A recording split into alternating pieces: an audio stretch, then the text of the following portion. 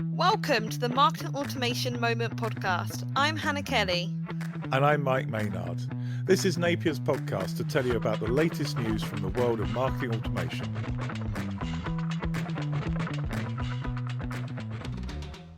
Welcome to the Marketing Automation Moment podcast. I'm Hannah Worley. And I'm Mike Maynard. Today we talk about Google backtracking on cookie changes, HubSpot shares falling as Alphabet loses interest in acquiring them, a webinar from Marketo on lead nurturing strategies, and Hannah explains to me how marketing automation tools can be used to do A/B testing. Hi Mike, welcome back to another episode of our Marketing Automation podcast. How are you doing? It's great to be back, Hannah. I've been away for a couple of weeks in the States, as you know, and it's nice to be back in the UK. Well, it's nice to have you back. So there has been a bit of news while you've been away. So I think you're going to find this one really interesting. But Google has actually just announced that they're going to backtrack on their proposed cookie changes. So they were actually proposing, this has been going on for months and months, that they were going to stop cookies on the Chrome browser. Ultimately, it looks like this is not going to go ahead. There doesn't seem to be a clear path of what they're going to do instead. But I mean, it's a really interesting move and quite unexpected, don't you think? Well, actually, I'm going to disagree with you, Hannah. I think it's probably not unexpected. So this whole third-party cookie depreciation, as people call it, so trying to get rid of third-party cookies, I mean, it's been going on for years, and it started off with the EU demanding we get those really, really annoying cookie pop-ups on everybody's webpage. And then Google started looking at different approaches. And, they famously created Flock as a way to target similar audiences. And then got told by the EU that actually that was also against GDPR. So I think, this is something where we've been wandering around trying to find a solution. I mean, interestingly, when the EU first actually demanded these annoying cookie pop-ups, they actually said that the intention was to remove them at some point in the future with future legislation and have all the control in the browser. So people choose in the browser whether they want the cookies or not. I guess that's ultimately what Google's doing, despite the fact that, privacy regulators are all throwing their toys out the pram.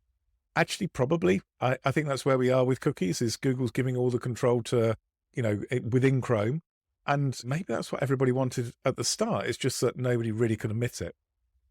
Thanks, Mike. That's a really interesting perspective. So what do you think is going to happen then? Well, I mean, I suspect Google will be allowed to do this. I'm sure this is going to happen, and probably the other browsers will follow suit in a similar way. I mean, Google is trying to control tracking. So they have something called Privacy Sandbox, which is quite controversial, which is an API to allow storing of data about users without using cookies. And I think if people honestly thought about this, actually the best solution is a bit of education so that everyone understands how to turn off third-party cookies in their browser, and also removal of these really annoying cookie pop-ups, which are wasting everybody's time. And I think that really is the best solution. That pretty much is what was intended at the start. I think with people being concerned about privacy, that will result in a lot of people rejecting third-party cookies, and that will eventually depreciate them. And I think, we are seeing, albeit a very, very slow death, I think we'll see the eventual death of third-party cookies. People will move away from that because, in general, it's just not a great way to target audiences. Yeah, I fully agree, Mike. And I mean, I am one of those people that now just says no to all cookies that come up on websites because they just annoy the hell out of me. So it's definitely something that we will see. And I think it'll be interesting. Marketers have already been looking at different ways to gather the data that third-party cookies provide. So first-party intent data, second intent data. So I think there's already solutions out there. So it'll be definitely something to watch. Definitely. I mean, I think a lot of people have freaked out about cookies. Actually, they're not necessarily that bad a thing. If you get sent adverts about things that interest you, surely that's better than things you really don't care about. Yeah, absolutely. Well, let's move on, Mike, because another bit of interesting news that's been released is that HubSpot shares have actually plunged. And this is due because we spoke about it maybe a couple of months ago in our podcast that Alphabet, which is owned by Google, was looking to acquire and buy HubSpot. And I remember at the time, like, we discussed it and we were like, this is a bit of a strange deal. But it looks like they have actually pulled out of their investment. And I mean, it's interesting to see, we know how the world works. HubSpot shares have dropped. But does this really matter? Like, this deal to me personally didn't make sense in the first place. Yeah, I mean, I think it doesn't matter. I think you're absolutely right there.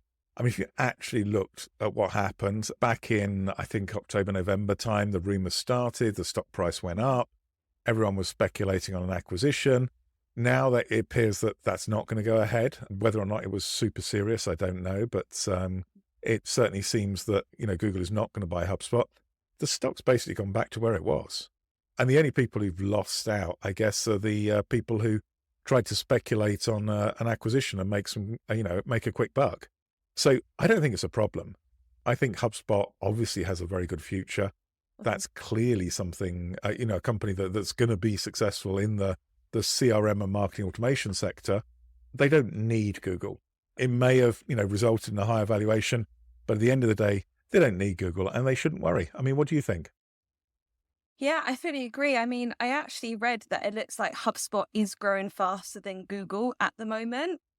And you're completely right. And to me, that just says everything that we need to know. They don't need Google to grow. They've been independent. And I actually read up the Boston locals are relieved. The investors don't actually want someone to buy HubSpot just because of the financial, benefits that it brings to the Boston area. Yeah, and there's clearly a risk, with company headquarters potentially being moved closer to Mhm. Google, that might have impacted that Boston technology sector. I mean, I don't know what you think. Maybe some people might have cut their losses, left HubSpot and started new companies. I mean, it could have sparked some innovation. But I think at the moment, HubSpot is an important tech company in that Boston ecosystem. So I definitely agree with you. That's an important factor. Absolutely. And we spend, our time talking about market automation here and the world and the different things in the news. But this really drives home for me how important this sector in this industry is, because you look at Google, you view them as this giant tech company, but actually HubSpot's in the same league. Yeah, I think you're right. I mean, HubSpot obviously practically is much, much smaller and Google is driving a lot of profit. But I think, HubSpot there is an important player in the market. And I think that's what you mean is really, it's not just a few big guys now driving marketing technology. There's a lot of technology from companies like HubSpot. And those companies, as you said earlier, very insightful, are growing quicker than the big guys. So they will come and challenge them. Yeah, absolutely. Now, let's move away from HubSpot because I actually want to talk about Marketo. Now, Marketo is really interesting because it has a lot of resources available to its users. And I was actually going through their site recently. And I mean, there's webinars, there's a community, there's forums. It's really great. But one that I came across that really caught my eye was a webinar they've held recently on lead nurturing strategies. And I mean, it's clear as day that it's a plug for their engagement program type. And I've personally never used it, Mike. So if you have any views on that, we'll come back to that in a minute. That'd be great to hear. But it was interesting because they spoke about 5 different nurture strategy flows. But it seems to be very top of the funnel and it's a very simplistic look. I mean, you saw the same webinar, Mike. What did you think? I agree with you. I mean, firstly, Marketo is a great product. I mean, I'm a bit of a fan of Marketo, and their engagement programs are really neat because they let you split nurturing between different segments really easily. So it's kind of a neat way to build programs when you've got new leads coming in and you can segment them simply on, say, job function or something like that. So I can understand why they've done a campaign around this. I think in a way, it's a bit disappointing because hopefully most people, particularly people who spent the money on Marketo, they're doing lead nurturing anyway. And I really felt that, like it was rather simplistic. I mean, they talk about a welcome nurture flow. So if you get a new prospect or a new customer, you nurture them. Sounds a bit obvious. And then talked about splitting by interest, by place in the life cycle, by persona, and by vertical markets. And all of them are valid. But actually, I think most marketers, they're thinking to a deeper level. They're really thinking about how they can make these things work. And I don't think, necessarily there'll be anyone listening to it going, oh, wow, I could send different personas different information. Do you? Well, see, I have to disagree, Mike, because I think sometimes us marketers need to just be reminded of the most simple things. I fully agree that there is more complex workflows and complex nurturing strategies. So it was very, it's a new customer. What about lapsed customers? What about existing customers and sending them discounts? But I think sometimes, you have to be reminded that you have this big system. How do you use it? Well, this is how you can get started. And I think really it was a webinar aimed to perhaps those marketers that haven't thought everything through. We've come across clients before where we're like, well, you could just be doing this. You could just be running two workflows. So you separate the personas and it's different messaging. And then like, oh my God, that makes so much sense. So although I do agree, I think sometimes you just need to be reminded of those simple instructions, those simple tips to be most effective. Yeah, as always, Hannah, you're right. I think we can overestimate how much is actually being done in the field by marketers. And sometimes as an agency, maybe we're, looking at quite thoughtful, quite comprehensive campaigns. And perhaps there's a lot of companies that are doing things in-house. They're not building such effective campaigns. And maybe, and I hate to say this, but maybe I was a little skewed because we watched the replay. And on the replay, there's a summary that I've got to be honest, it feels like it was written by AI because it's so superficial. It almost put me off the webinar rather than encourage me to watch it. I don't know what you think about the summary and the key points and whether actually, perhaps using AI, and I don't know if they did or not, but, if they did, whether that was a good move. I think I am actually going to have to agree with you on this one, Mike. It does scream very simple. I think they've done themselves a disservice because you look at it and you think, okay, this is really obvious. This is everything I know. They've not actually shown the value of what they actually talk about in the webinar. So I do fully agree. And I think, it's a prime example of, AI isn't the answer to everything. You still need to put in that human effort because, as you said, if we weren't such big fans of Marketo, we could have looked at that summary and been like, okay, I know everything that you're talking about here. But actually, in the webinar, they talk about some really good points.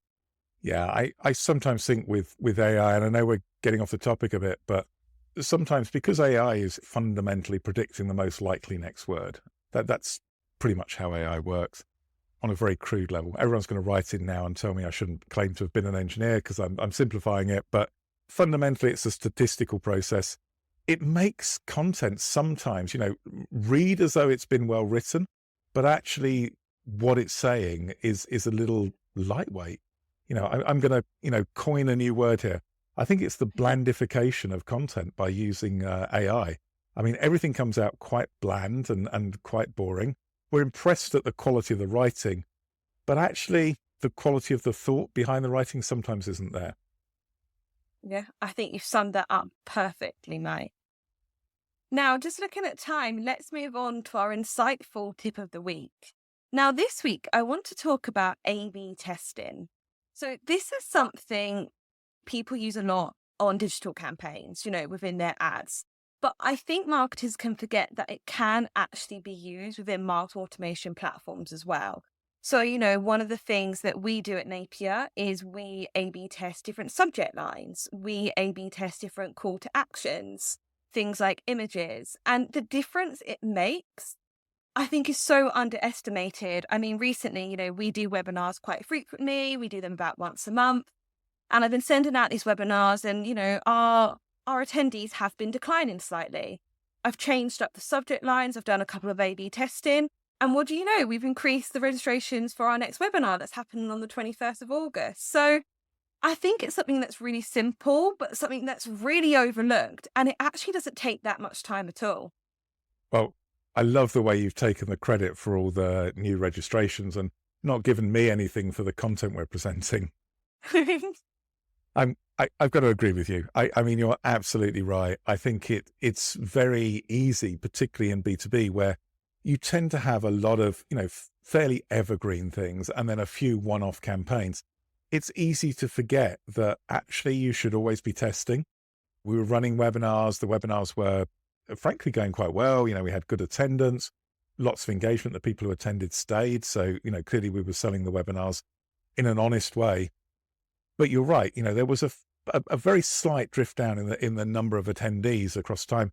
And I think the fact that you were able to pick that up and start A/B testing to improve things, it's a really sensible thing to do. I mean, you don't have to A/B test everything. That is definitely not the right approach, because you'll end up spending a lot of time doing things that are going to generate minimal benefit. But I think where you identify opportunities to improve, absolutely. I think, marketing automation is often underrated in terms of A/B testing. I mean, some companies, I subscribe to emails and you'll see them A/B testing headlines, particularly if you've got a couple of email addresses subscribed to the same newsletter. But other companies, clearly everybody gets the same thing. So I absolutely agree. I mean, from your point of view, what do you find most useful? Is it landing pages? Is it testing subject lines? Where do you find marketing automation tools giving you the biggest benefit? I would say, personally, I think it makes the most difference with subject lines. I think landing pages can be harder to tell, especially if you're targeted like we are. You don't necessarily get the data to really confirm which landing page works best. So I think for me, it's more in those not smaller things, but not, the large projects. It is the subject lines. It's perhaps changing up the call to actions. It's, inputting images into some emails, not putting images into other emails is really where I see the difference.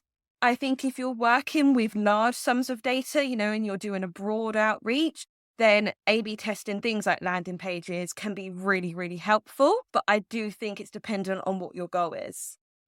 It's fascinating. I think you've made just a fantastic point over the fact that in a lot of, very targeted B2B communications, we're dealing with small audiences. So getting statistically significant results is really hard. I mean, absolutely right.